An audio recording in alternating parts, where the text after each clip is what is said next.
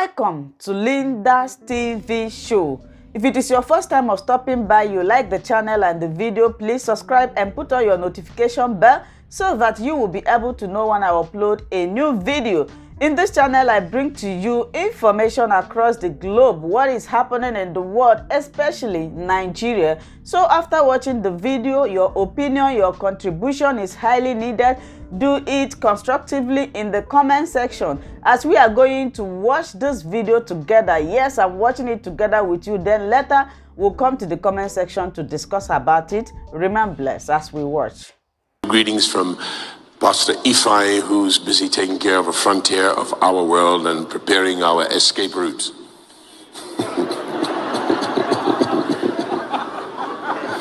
If you don't have a plan B, I know you have faith, but I have faith too, but I have a plan B. And with technology, I can speak to you from anywhere in the world. Get yourself a plan B, whether that's an Okada to Cameroon, or a flying boat or speedboat as we call them, to Seme-Border, or, a hole in the ground, a bunker. Get a plan B, because these people are crazy. They're nutters, the whole bunch of them. And watch the signs, because it can happen like this.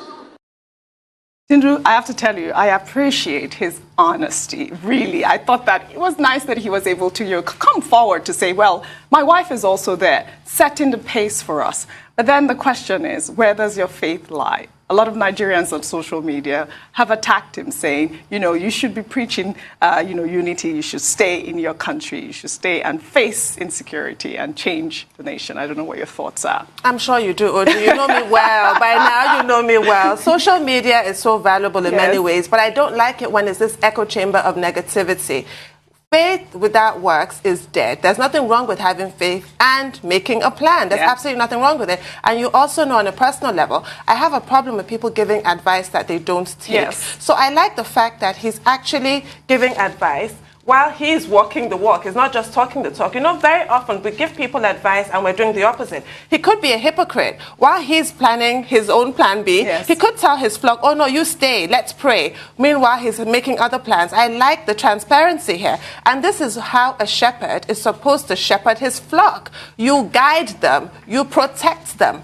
And lastly, I want to say, I like Anton Chekhov. Dr. Abati. Chekhov's gun. The cherry of Chad. Yes. I love he's a Russian playwright. Yes, Russian playwright, 19th century. Chekhov's gun is a dramatic principle. If you mention in the first chapter that there's a loaded gun, in chapter 2 or 3, that gun must go off. So we have mentioned in Nigeria in chapter 1 that we have 6 million arms smuggled into the country. At some point, those arms will probably go off. And he doesn't want to be here. He doesn't want his flock to suffer. I see nothing wrong with what he said. Yes, but then 170 million Nigerians, is it advisable to send them out? Mentioning Anton Chekhov, or more. One of those leading lights in Russian dramaturgy. But very quickly, I think, yes, Pastor Baifra deserves praise for his brutal honesty, for his pragmatism, for speaking the truth to power from the pulpit without any tint of hypocrisy. And he's very lucky to have someone like Pastor Baifra, his wife, whom he says is the one managing the frontiers of their world. He was there in church on Sunday preaching. Christian eschatology is about giving people hope. But in this particular case, he put the Bible aside. And he says, what is it that Yorubas say? That if you are weeping, you must also be seeing. If you are crying, you must also see. They call it sukumo renomos. I'm learning. Like that. And he was saying, look, leave faith aside. Leave the Bible aside. Nigeria is in a bad shape. That's his message. And that's why I said he was being sincere. He was speaking truth to power. And he was telling his congregation that he and his family, they are already making plans to leave the country. If anything goes wrong, he calls it Plan B, right? Yes. And he says, so in the age of technology, I can preach to you from anywhere. Well, the major area of concern for me is not just about the truth that he's speaking to power, because as we have seen, nobody is safe anymore. Not even governors, not even Asovila is safe. Because we were told yesterday that whether they are called burglars or they are called bandits or they are called armed robbers, the whole idea of a criminal operating inside the Aso Villa or within the perimeter of the presidential villa, that in itself is enough, issue for people to start packing their bags. And Pastor Baifra says, even if it is Okada you will take to get yourself out of the summarized it. If it is speedboat, yes, whatever you can take, in fact, if you have to begin a rapid dialogue with your legs, try it. There's high about people like us who are not as privileged as Pastor Paul. His advice, yes, fine. He has described the situation. But how many Nigerians can afford the technology that he talks about and do remote citizenship, the type that Pastor Ifeanyi is preparing? How many Nigerians can even afford to ride Okada across the border? So this is a challenge. At the end of the day, I think the rub of it, the long and short of it, is that he has had to highlight how dire, how serious, how desperate the situation in Nigeria is. He didn't get involved in politics. He was just telling the congregation from his own experience. Yes. And who knows, maybe Pastor Baifra has a dual citizenship. He and his wife and children. It's called Plan B. It's easy for them, but some of us, we end up without any Plan B. Some of us are stuck here. We have no other country. We have no dual citizenship. And that is why we need to continue to remind the government that, look, majority of Nigerians have nowhere to go. And it is the duty of government to protect them, to secure them, because government has the responsibility to protect. Very well said. Dr. Abati Rufai, your analysis on the story. Thank you so much, Oji. Thank you for the privilege. In 1985, Venom Mario Gari sang a song called Nigeria Go Survive. And there was a famous line in that song that says, Andrew, no leave town, no, Nigeria go survive. If you were to advise Andrew now, what would you tell Andrew?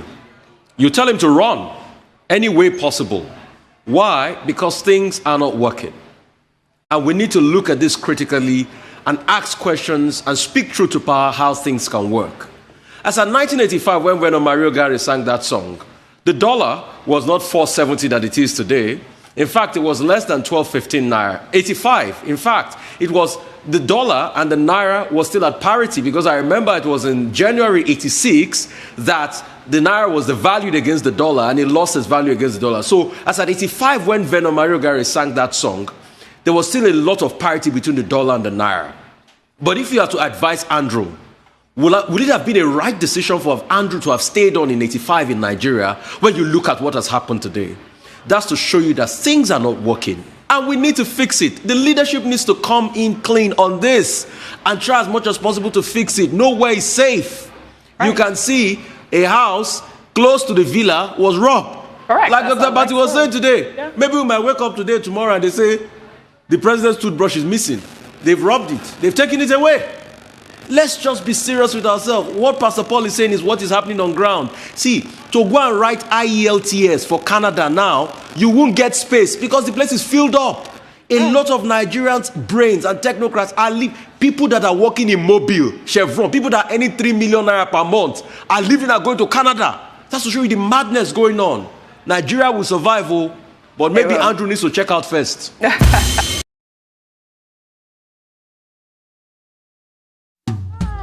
Welcome to my channel. If this is your first time or first day of coming across my YouTube channel or seeing my face, you are highly welcome. Please leave comments to my canal. My name is Linda Chukwueze. The button that says subscribe and you turn on the notification bell so that you'll be able to get information on notifications. Bis zum nächsten Video und einen schönen Tag. Tschüss. Tschüss. Bis man. Subscribe to Linda's TV show. What are you waiting for? Click on that red button that says subscribe. You turn on the notification bell so that you'll be getting more updates from me. Leave your comments down below and share this video with your friends, families, and colleagues until we meet again in my next video. Bye bye.